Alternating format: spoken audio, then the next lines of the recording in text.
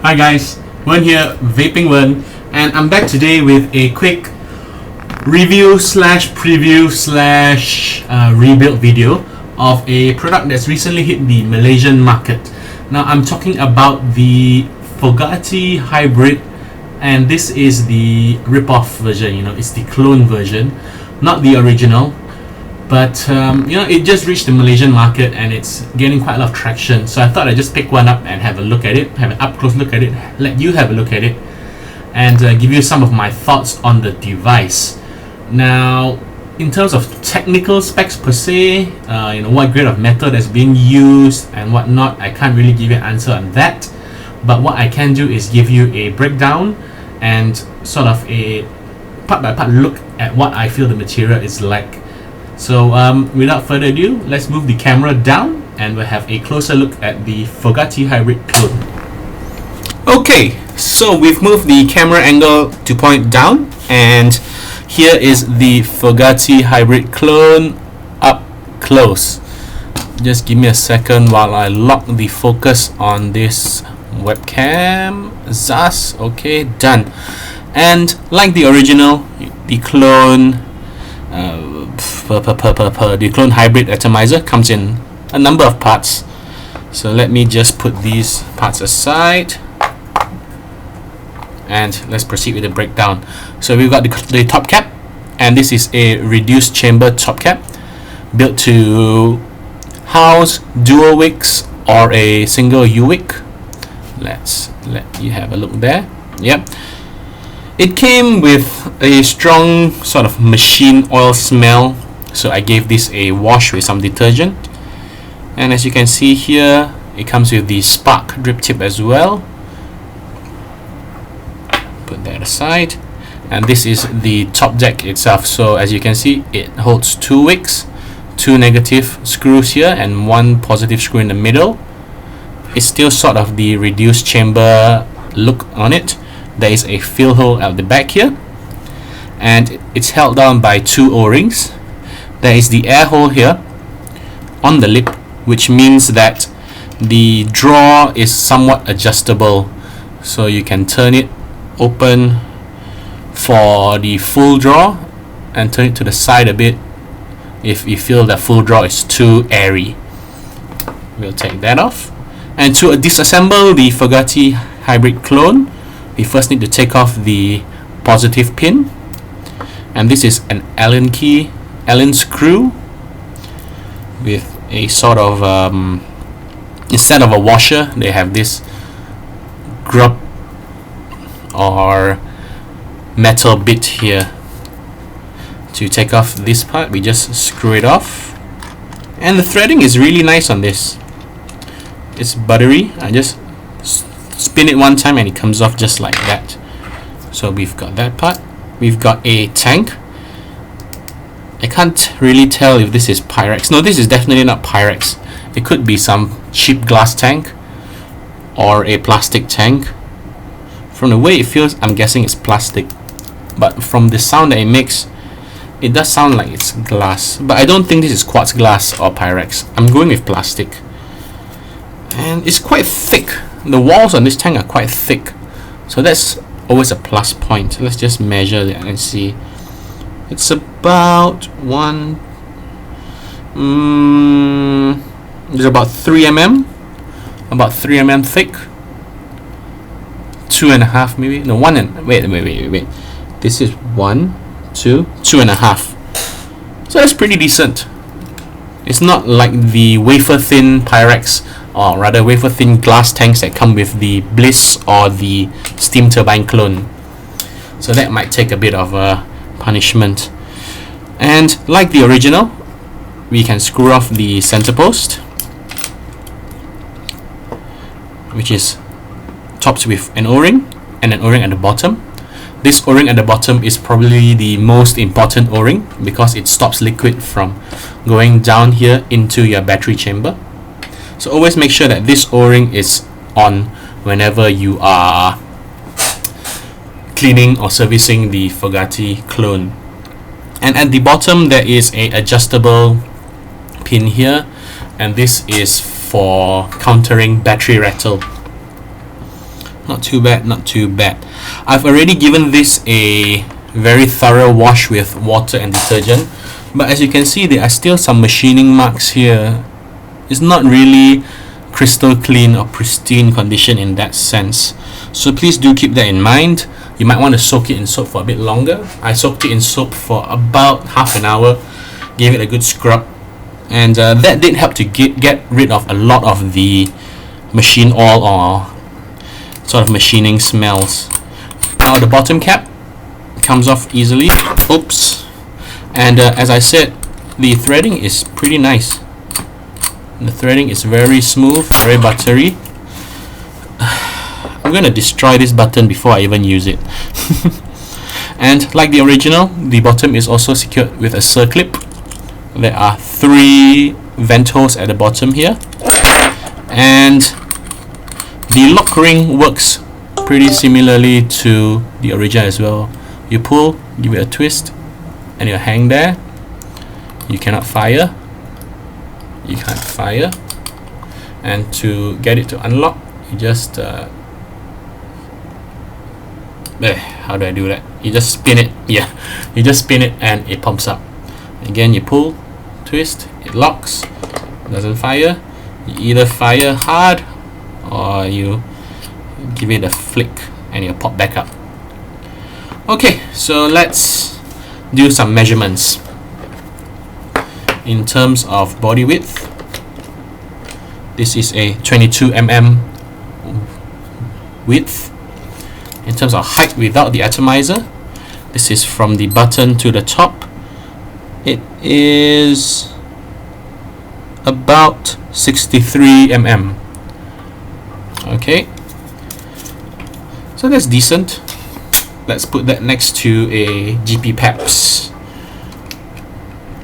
It's a bit longer than a GP PEPS, but keep in mind this is a hybrid device, so overall it will be a bit shorter later on. Now let's reassemble the body. So let's put this part in first. Always remember, this part needs to be screwed in tight because you want the O-ring to be really secure so that your juice doesn't flood into your battery chamber. Put the tank on, put the top cap on, and again the threads are really buttery. You can just spin it like that and it goes on. Okay, then we put the positive pole back in.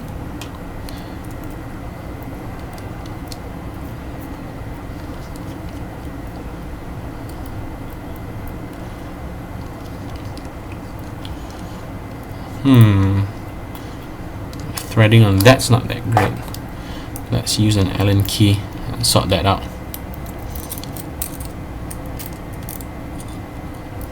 Okay, put that there.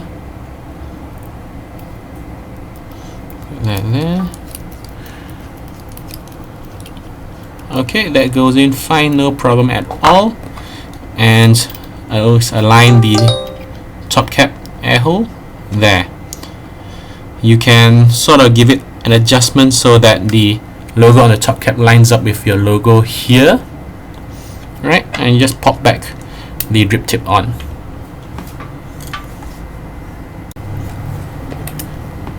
Now that we've torn apart and rebuilt the Foggati clone, now won't forget to say that it's a clone.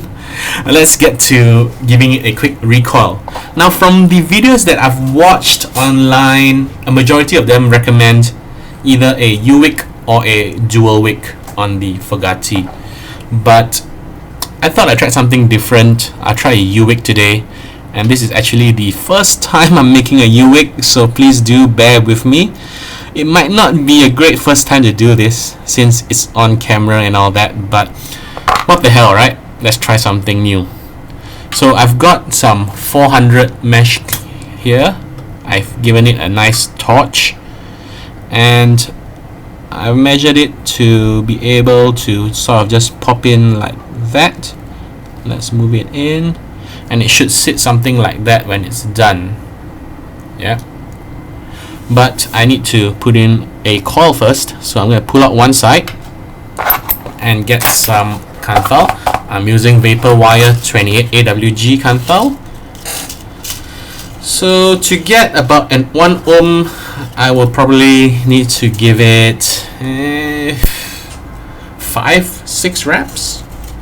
I hope I'm able to work in that space, since this U-wick does seem rather softer than the usual wick I use. I guess that's because the air hole is the wick core is quite small on this unit. Okay, so I'm just going to lock in the negative first, and as you see, there is this sort of lip here, and that does make recoiling a bit finicky. But after using Genesis tanks like the Arrow, that has a lip as well, and it's much smaller, you do get sort of the hang of working with such space constraints. Okay, I'm just going to put in one end first, one end of the wick. I want it to sit about there, so I'll leave that there and start wrapping the Kanthal. Please do excuse me if my hand goes out of frame for a bit, but I'm going to try my best.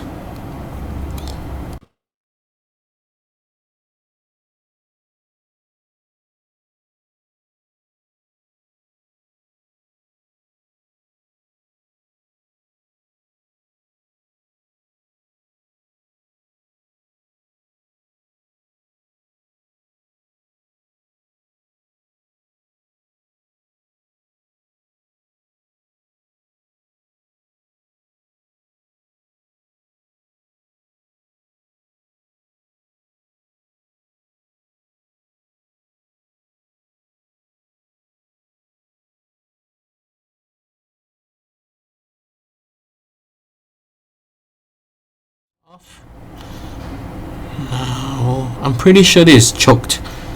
This is definitely choked. Let's adjust. Let's push this here. Okay.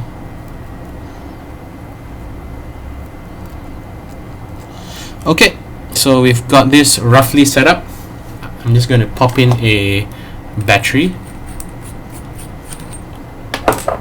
Let's see.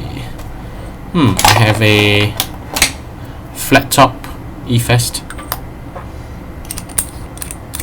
Nope.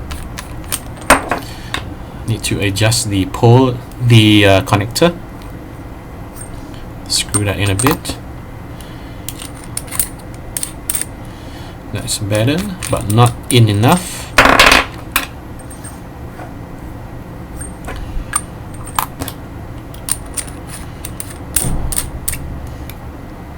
Alright, and let's give this a pulse. Straight away got a hot spot right there, but we'll keep pulsing, let that work itself out. The other cores look pretty okay. The other cores look pretty decent. It's just that top core that's giving us a hot spot.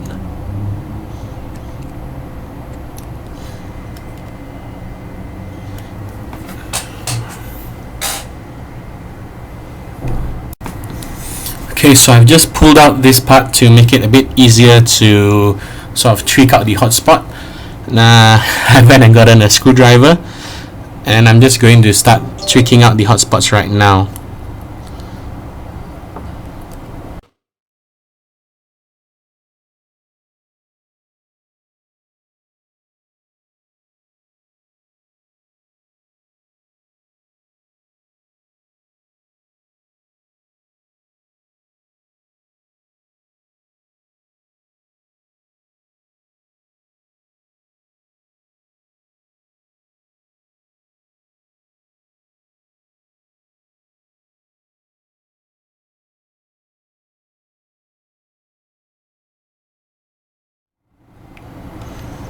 Yep, that's in. I've got my wick on, my coil on.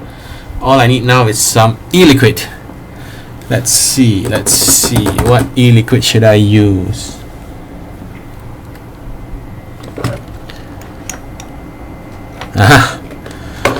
I will use some JP vape juice, tray candy.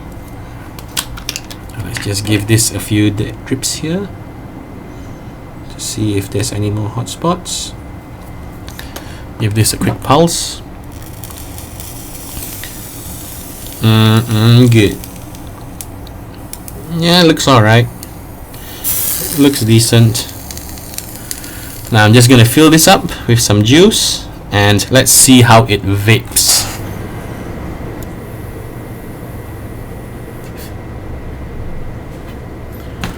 Oh boy, what a mission that turned out to be. Lesson learned, always learn something new off camera. By the time you show it on camera, you look like a bloody pro. Well, enough of that. Let's take a quick vape on the Foggatti clone.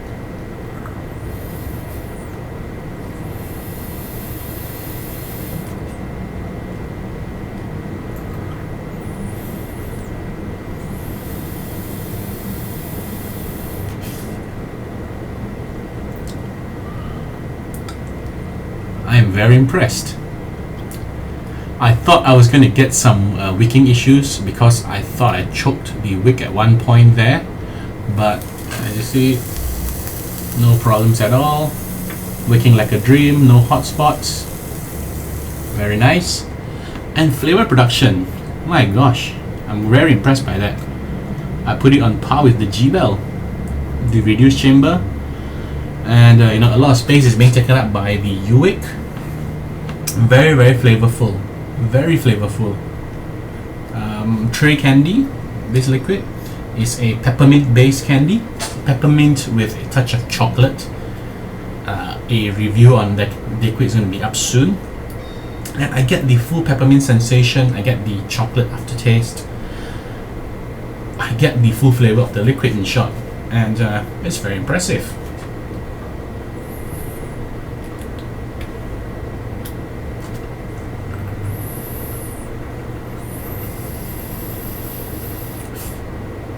Of course, in terms of vapor production, not a problem there. Again, I have no idea how high that coil is coiled at, but very nice.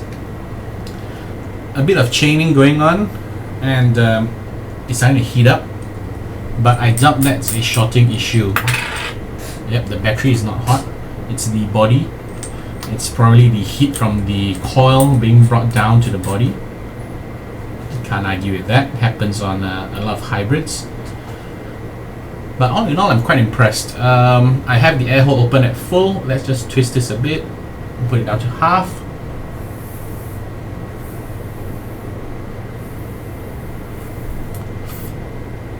Much tighter draw, but still full of flavor. But I think I'm okay with it having it open full.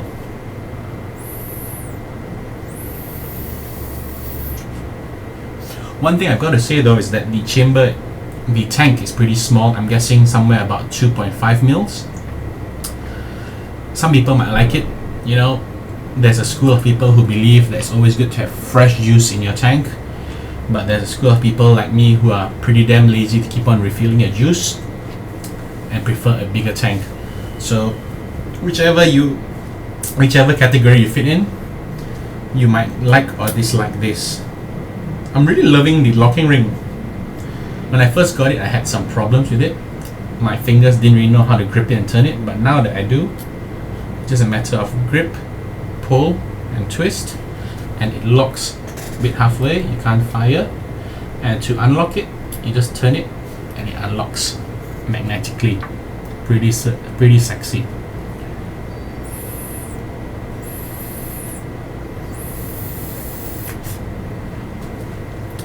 Nice, very nice. Oh, one more thing. I did swap out the battery.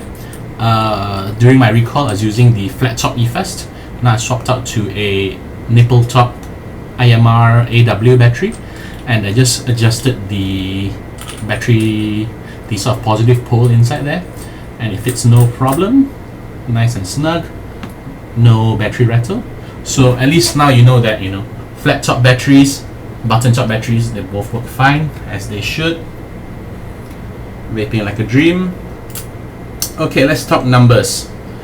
The Foggati clone, the Foggati Hybrid clone, it retails for about 140 Malaysian ringgit. That's just around 28 US dollars. Not too sure about that. No, 25 would be 90. About $40, 30 odd $40. In terms of build quality, it's alright. It feels quite sturdy in the hand. It does feel a bit lighter than the original Foggati, but I could be mistaken. I will need to go through the numbers after this. It does seem a whole lot shinier than the original Foggati, probably due to the finish.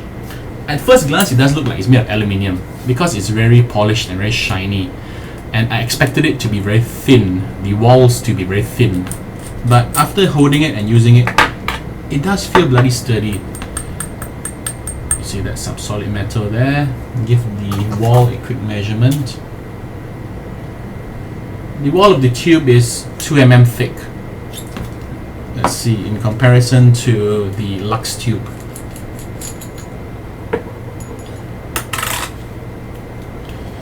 The Lux tube is 2 mm thick. So you are getting a thick and sturdy tube with it. The only problem, maybe this is lower grade metal, maybe this is 303 metal. In terms of grading wise, compared to 304, not that much difference, besides 303 being softer to work with, easier to machine, and thus probably lower on the machining costs. But in terms of raw material costs, I understand that they cost about the same.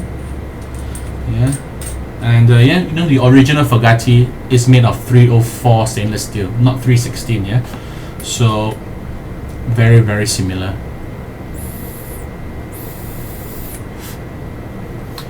As for the drip tip, this part does feel like aluminium. It does feel very, it sounds like aluminium, it feels like aluminium, it looks like aluminium. So if you get that, you might want to swap out the drip tip. Again, most 510 drip tips should fit in. I've got this drip tip here, the the Pulsar Quasar, that drip tip. I've got a Durobug drip tip, fits in fine. I've got the Slempert, the sort of Malaysian custom drip tip. Let's see if that goes in. That actually looks really nice. That looks really nice, and it fits in well.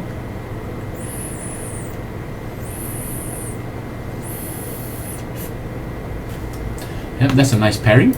So that fits in. So no problem in terms of drip tip size. Let's see. FF Ceto transparent limited edition drip tip.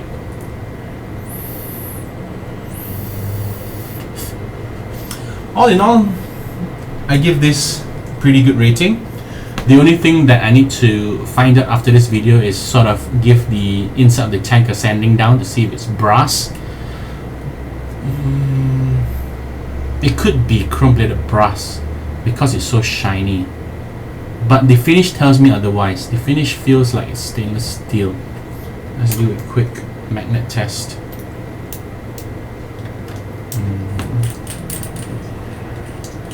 Is it because of the battery?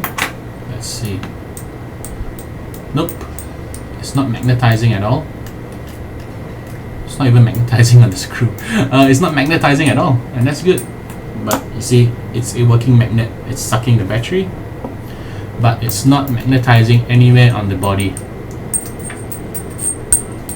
Very impressed. Very impressed. You know, that's how they say you can test whether it's stainless steel with a magnet. Just to prove it, you know, my clippers, the stick, the circlip is sticking, but the other parts aren't. So that's good. What else? I don't know what else to say about it. Thumbs up on this.